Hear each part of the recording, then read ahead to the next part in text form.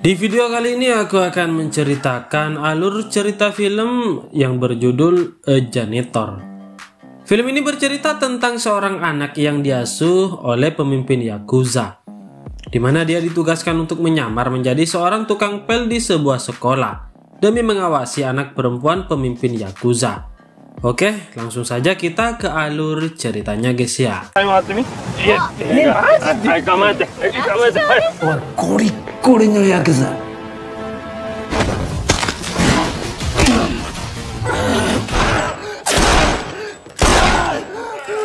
Cerita dibuka dengan memperkenalkan karakter utama film yang bernama Fukami. Sewaktu kecil ayahnya meninggal dibunuh oleh seorang misterius. Sejak saat itu Fukami menjadi seorang yatim piatu. Pada hari yang sama, saat ayahnya meninggal, seorang bernama Mushima memutuskan untuk mengasuh Fukami. Mushima mengaku sebagai sahabat dari ayah Fukami. Ketika beranjak dewasa, Fukami bekerja sebagai seorang petugas kebersihan di sekolah. Namun dia tidak begitu dihargai oleh para murid. Di sisi lain ada seorang siswi bernama Yui yang pemurung dan pendiam. Dia adalah putri sematawayang dari Mushima, dan Fukami ditugaskan untuk melindunginya. Meskipun Yui tidak sadar kalau ada orang yang diutus hanya untuk melindunginya. Sebenarnya Yui bukan tidak memiliki satu teman pun. Yui sebetulnya punya teman baik yang sering membawakannya makanan yang bernama Hasegawa. Di sekolah itu ada banyak sekali berandalan dan juga jamet.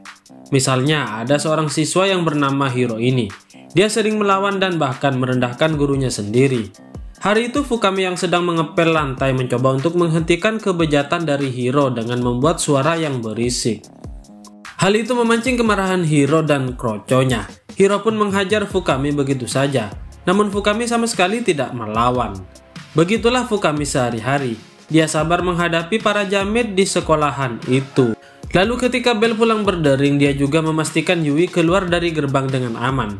Beralih ke kehidupan Yui. Dia terlihat tidak bahagia semenjak ibunya meninggal.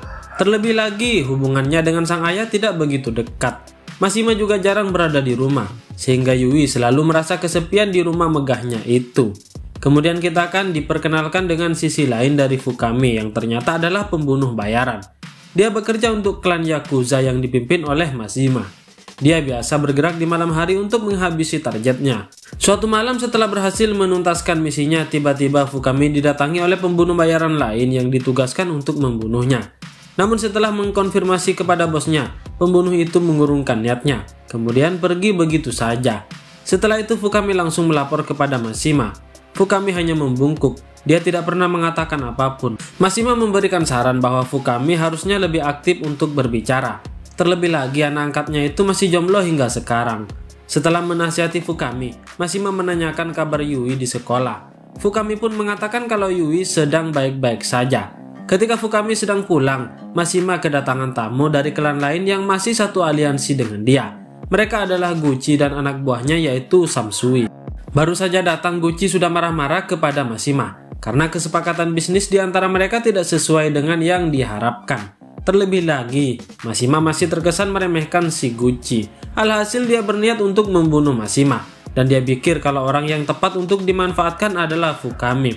Gucci tahu rahasia gelap Mushima yang bisa membuat Fukami marah besar. Keesokan harinya saat Fukami sedang berjalan di lingkungan sekolah, si gondrong Hiro kembali mengganggunya. Lagi-lagi Fukami terlihat sangat slow. Dia tidak melakukan apapun sama sekali. Tak lama kemudian, Samsui datang dan menjambak rambut gondrong Hiro. Tanpa basa-basi dia meminta Fukami untuk menghadap ke Gucci.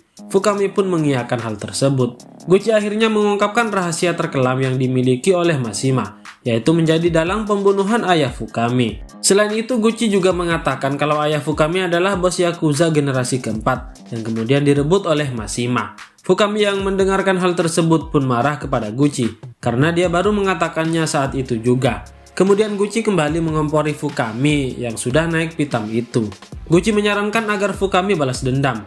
Selama ini Fukami hidup sebagai suruhan Mushima, tetapi hidupnya sama sekali tidak makmur.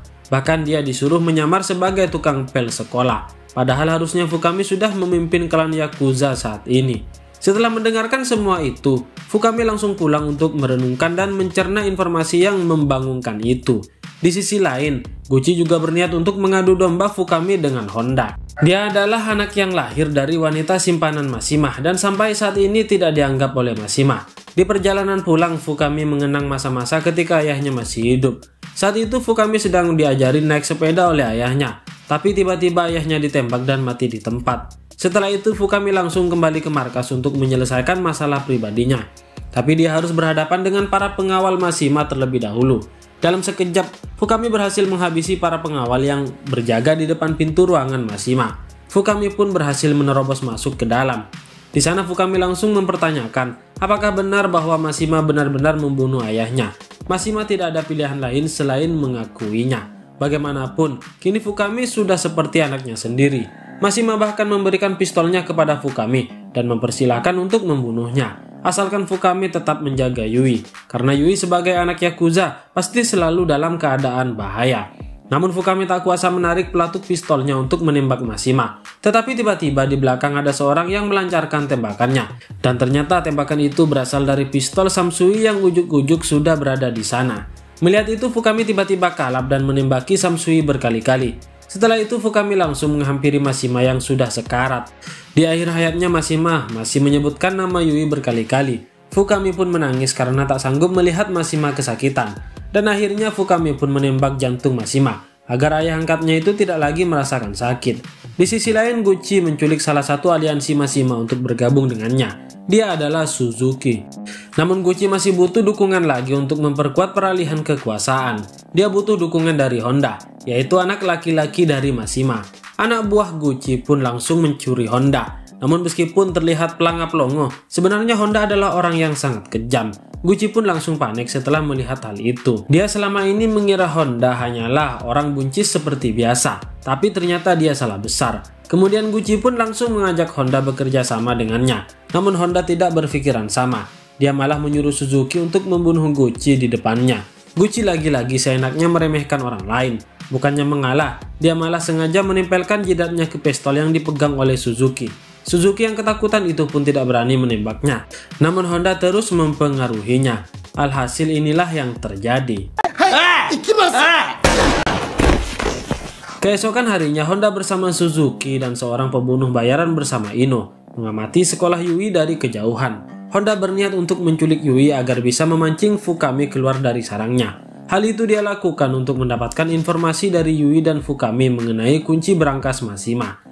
Di brankas itu tersimpan dokumen penting yang harus diambil sebelum menguasai klan. Di titik ini Honda tidak peduli lagi soal keluarga. Meskipun Yui adalah adiknya, tetapi dia tetap menculik dan akan membunuhnya. Lagi pula selama ini dia tidak pernah dianggap oleh Mashima. Kemudian Honda menyuruh Joe untuk mencari pembunuh bayaran lagi agar bisa melumpuhkan Fukami. Ino yang tidak tahu kekuatan Fukami yang sesungguhnya merasa mampu bertindak sendiri. Namun Honda tetap ingin Ino mencari bantuan. Suzuki pun langsung menelpon para pembunuh bayaran paling kompeten di berbagai kalangan. Ada yang sebagai pemulung, petinju sampai yang menyamar menjadi model sekolah. Honda pun menyuruh Suzuki untuk menghubungi satu pembunuh lagi yang bernama Minami. Dia adalah pembunuh yang sulit dideteksi karena penampilannya yang sangat culun. Konon Minami ini sangat kejam. Namun sebelum Minami membunuhnya, Fukami sudah terlebih dahulu menemui pembunuh itu dan setelah itu Fukami langsung melucuti senjata Minami. Karena dia sudah menduga kalau hari itu akan ada pertumpahan darah di sekolah.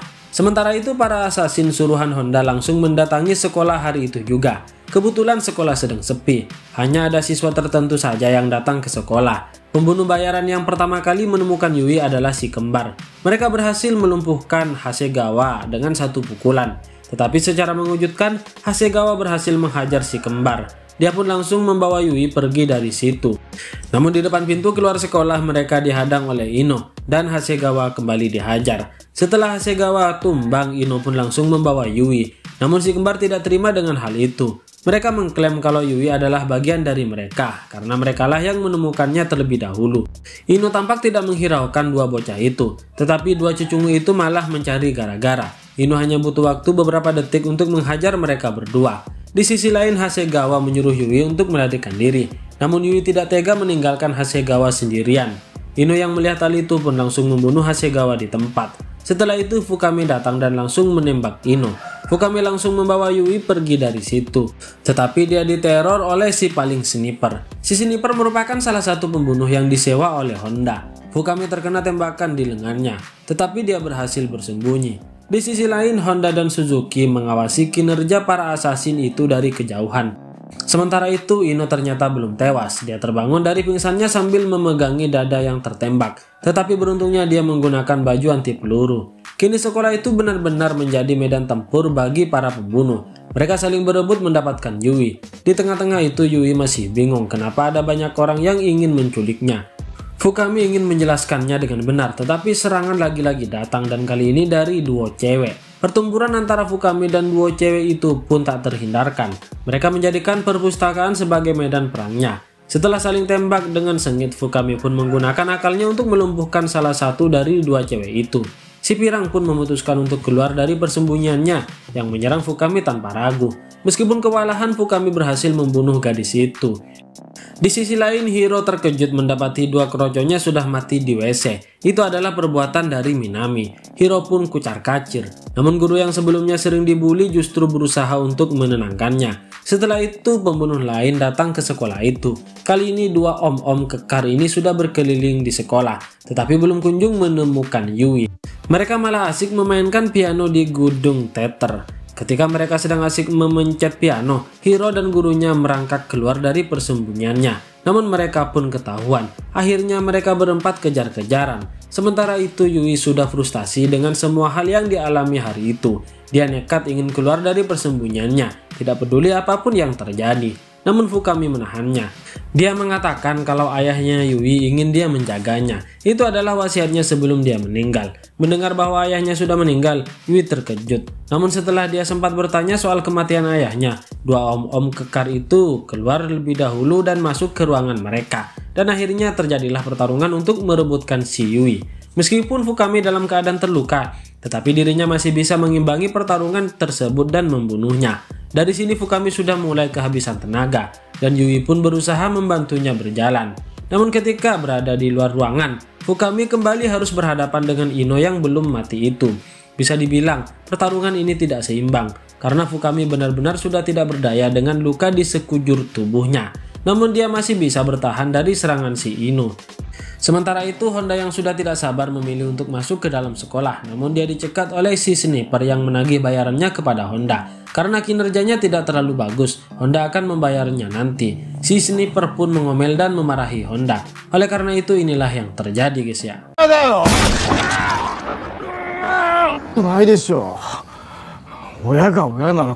Honda pun membunuh si sniper sekaligus Suzuki yang banyak bacot. Selain itu, Honda membunuh para saksi pembunuhan tersebut, seperti Hiro dan juga gurunya. Tidak cukup sampai di situ, Honda juga membunuh Ino yang masih belum bisa membunuh Fukami. Setelah itu, Honda langsung mendekati Yui yang sedang ketakutan. Dia menyalahkan Yui karena masih terlalu menyayanginya, sementara Honda malah dibuang. Kemudian Honda menyeret Yui untuk menyaksikan kematian Fukami. Namun tiba-tiba